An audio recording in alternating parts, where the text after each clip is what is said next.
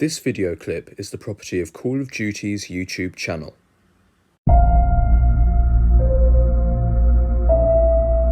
It's been 10 years.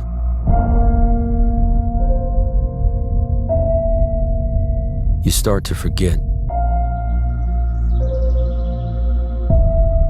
the things you should remember. And you can't stop remembering the things you should forget. Hello everybody, I'm GreenApple54, and in this video I'll be giving you my thoughts on the game Call of Duty Ghosts. It was made back in 2013 and is the 10th game in the famous first-person shooter franchise Call of Duty. There was a lot of excitement for this game when it was first announced, but has since been remembered as the black sheep of the series. I kind of see why, now that I've played some of the more iconic COD games such as Modern Warfare 2 and Black Ops 1. It seems like Ghosts is remembered for things that people can point out and laugh at, such as the famous emotional reality line. Emotional reality. And of course, who can forget, the new dog model. Our new dog model is taken from high-resolution scans of an actual SEAL Team service dog. COD Ghosts definitely had flaws at the time, like trying to take itself quite seriously as you saw in the trailer clip, but that ends up having the opposite effect, making it unappealing to long-time fans. Anyway, now let's start talking about the game itself. It of course has the two classic modes, campaign and multiplayer, but also has a standalone mode called Extinction, which is completely unique to Ghosts.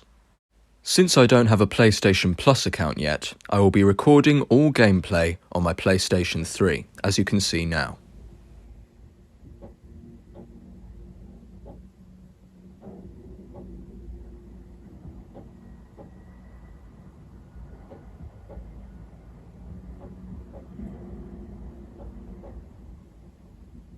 Almost immediately, you can tell that Ghosts is establishing its own look and feel, which is present throughout playing the game. The first mode that we'll be looking at, of course, is the campaign. The story is about two brothers, Hesh and Logan Walker, who must fight to survive in a war-torn America after the Federation, a team of united countries, harness the energy-producing deserts and begin to invade. There are 18 missions to play through in total, more than a quarter of which are pretty much just filler, not really carrying the story forward in a significant way. They do all have good set pieces though, such as a falling skyscraper, under the sea, a snow base, and a moving train, to name a few.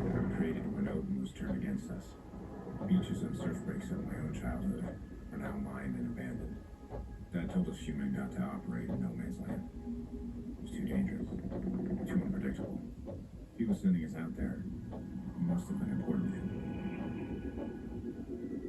Still, I couldn't help but think this was another one of his tests. A lesson he was trying to teach us. While the story elements in the game can be interesting at times, they are pretty by the books for COD, making it not as impactful as the twists in Modern Warfare, or the branching paths in Black Ops 2.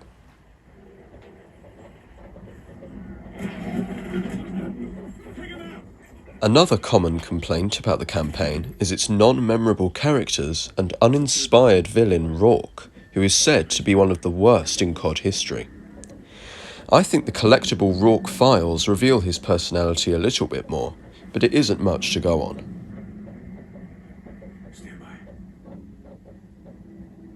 I think one of Ghost's main problems is that it just seemed too inferior to the campaigns of the past, which spurred lots of critics to write poorly about it, making consumers stay away.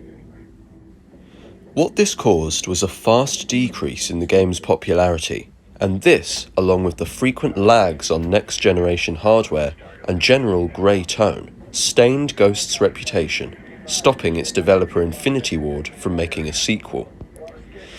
Despite the negatives, however, there is stuff to like about this game. I especially like the detailed set pieces and sound design, two things that Infinity Ward is held in high regard for in the COD community. I also thought the story was quite enjoyable. I really wanted to know what happened after the cliffhanger. All in all, it was a unique experience. one not to be overlooked due to the mistakes of the past. Not like you remember, huh? Moving on to the multiplayer, this is where things get interesting. For example, most Call of Duties have had the same class creation system like Pick 10, but with Ghosts, Infinity Ward decided to go all out and make something entirely new.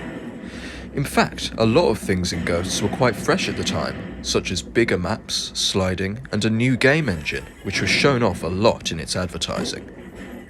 A lot of people had and still do have a problem with the big maps, since it made games longer and harder to find enemies in.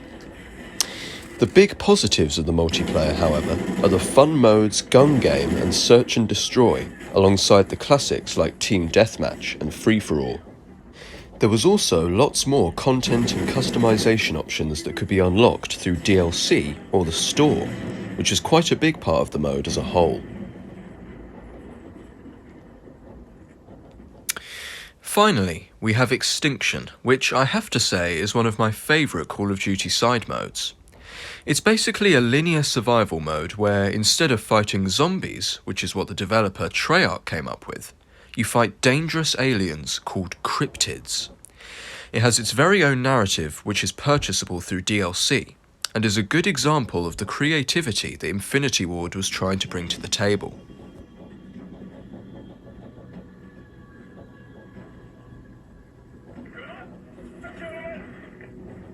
The objective is to take a drill, place it onto a large hive of some sort, then kill as many cryptids as you can until the drill has completely destroyed the hive. It can get a little repetitive at times, but I do enjoy it every once in a while. It's especially good for people who enjoy fast-paced gameplay.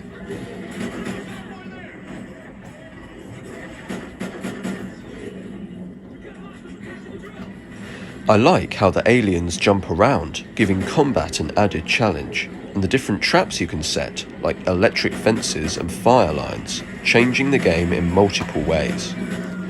It's a one-off side mode that I think deserves a sequel of some kind in the future.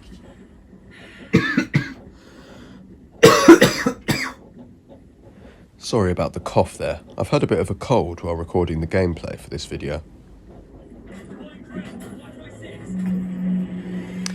And there we have it. Those are my thoughts on the game Call of Duty Ghosts. I hope you enjoyed watching this video, and please feel free to write in the comments. From me and my cat Coco, I hope you're having a good day.